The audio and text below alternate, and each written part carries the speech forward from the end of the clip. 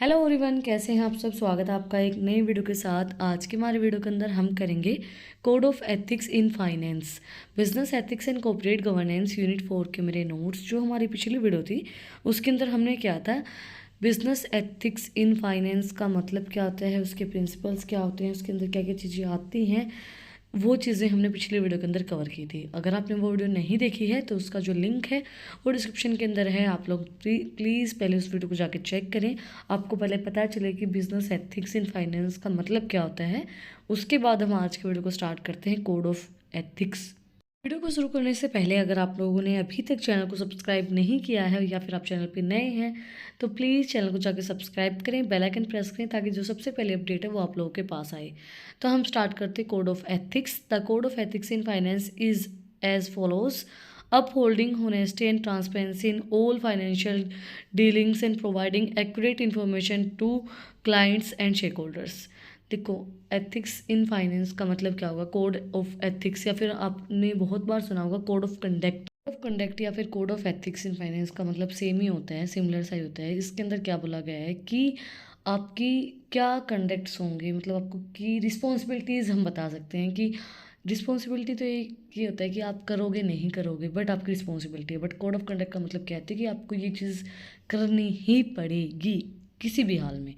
तो वही चीज़ है, इसके अंदर बोला गया है कि होनेस्टी, ट्रांसपेरेंसी और जो भी फाइनेंशियल डिटेल है वो बिल्कुल होनेस्टी के साथ प्रोवाइड करवाई जाए, एक्यूरेट हो सारी चीज़ें और कोई भी ऐसे फ्रॉड ना हो। सारी जो फाइनेंस से जो भी रिलेटेड डॉक्यूमेंट्स होते हैं, जो भी डिटेल्स होती हैं वो एक्यूरेटली प्रोवाइड करवाई जाए, बिल्कुल ट्रांसपेरेंसी के साथ। भी हमारे क्लाइंट्स होते हैं, शेयर होल्डर होते हैं, उनके पास बिल्कुल ट्रांसपेरेंट इन्फॉर्मेशन होनी चाहिए, बिल्कुल एक्यूरेट इन्फॉर्मेशन होनी चाहिए। सारी फाइनेंशियल जो डिटेल्स होती हैं वो बिल्कुल ट्रांसपेरेंसी के साथ उन लोगों के पास होनी चाहिए कि हाँ, उनको बताओ कि फाइनेंस की अभी हमारी पोजीशन क्या चल रही है। हमारे क्लाइंट्स को भी और हमारे शेयर होल्डर्स को भी बिल्कुल एक्यूरेट इन्फॉर्मेशन पता होनी चाहिए। नेक्स्ट है recognising the social impact of financial decision, integrating social responsibility practices and supporting community development. Recognise करना जो भी सोशल इम्पैक्ट हमारा पड़ा है, फाइनेंशियल डिसीजंस जो हमने लिए उनका क्या सोशल इम्पैक्ट पड़ा है। इंटीग्रेटिंग और सोशल जो हमारी रिस्पॉन्सिबिलिटीज़ प्रैक्टिसेस हैं उनको सपोर्ट करना, कम्युनिटीज़ डेवलपमेंट के अंदर पूरा सपोर्ट करवाना, फाइनेंशियल हम पूरा उनको सपोर्ट प्रोवाइड करवाएं। और जो हमने किया है, फाइनेंशियल डिसीजन लिया, जो हमने सपोर्ट प्रोवाइड करवाया है, उसका इम्पैक्ट क्या पड़ा है उस चीज़ का भी रिकॉग्नाइज करना। नेक्स्ट है adhering strictly to all relevant laws, regulations and professional standards to maintain the integrity of the financial system। एक सारी चीज़ें, लॉ, रेगुलेशंस, प्रोफेशनल जो भी स्टैंडर्ड्स होते हैं उनको मेंटेन करके रखना। भाई सारी चीज़ें आपकी फाइनेंशियल सिस्टम के अंदर मेंटेन होनी चाहिए, जो लॉज बताए गए हैं, रूल्स रेगुलेशंस हैं, वो सारी चीज़ें।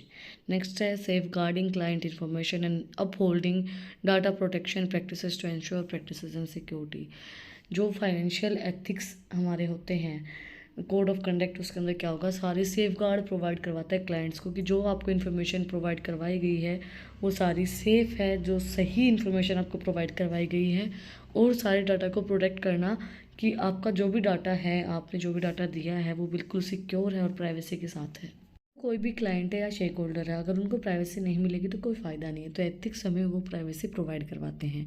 नेक्स्ट है embracing fair lending, avoiding discriminations and prioritizing responsible lending to prevent financial hardships for the browsers.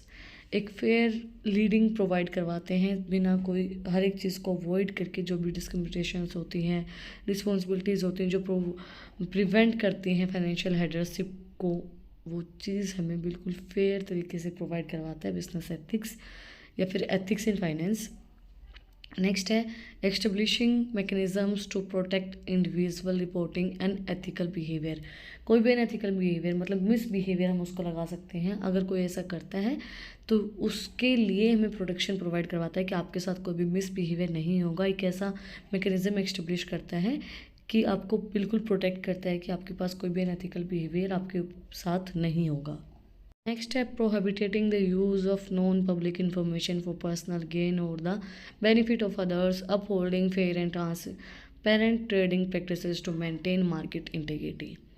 प्रोहिबिटेट करना जो भी हमारी नॉन पब्लिक इंफॉर्मेशंस हैं उनको मतलब कि जैसे देखो कई इन्फॉर्मेशन ऐसे होते हैं जो पब्लिक के अंदर हम नहीं दिखा सकते, नहीं बता सकते पब्लिक को।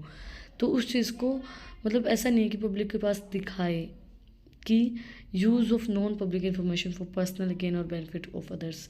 मतलब ऐसा नहीं है कि आप किसी ऐसी इन्फॉर्मेशन का यूज़ करें जो मतलब पब्लिक को नहीं बतानी थी और आपने बता दी अपने पर्सनल गेन के लिए, तो वो चीज़ बहुत गलत होती है। अगर किसी के अंदर ये चीज़ है तो बहुत गलत है कि फ़ायदे के लिए हम किसी और की इन्फॉर्मेशन लीक करें, ये चीज़ बहुत गलत है, आप सभी को पता है। तो उसी तरीके से ये हमें एथिक्स इस चीज़ को दूर करने में हेल्प करते हैं, हमारी इस प्रॉब्लम को, कि कोई भी नॉन पब्लिक इन्फॉर्मेशन है वो पर्सनल गेन के लिए, बेनिफिट के लिए आप नहीं बता सकते हो किसी को। Upholding fair and transparency trading practices to maintain market integrity. बिल्कुल फेयर एंड ट्रांसपेरेंट जो प्रैक्टिसेस होंगी मार्केट की इंटीग्रिटी को बनाने के लिए, मार्केट सही तरीके से चलने के लिए बिल्कुल फेयरली सारी ट्रांजेक्शन्स होंगी। नेक्स्ट है integrating environmental and social and governance factors into investment decision and promoting environmental sustainability practices. Integrate करते हैं इन्वायरमेंटल फैक्टर्स को, सोशल फैक्टर्स को, गवर्नमेंट की जो भी चीज़ें फैक्टर्स होती हैं इन्वेस्टमेंट डिसीजंस को प्रमोट करते हैं हमारे लिए एक सस्टेनेबल प्रैक्टिसेस की।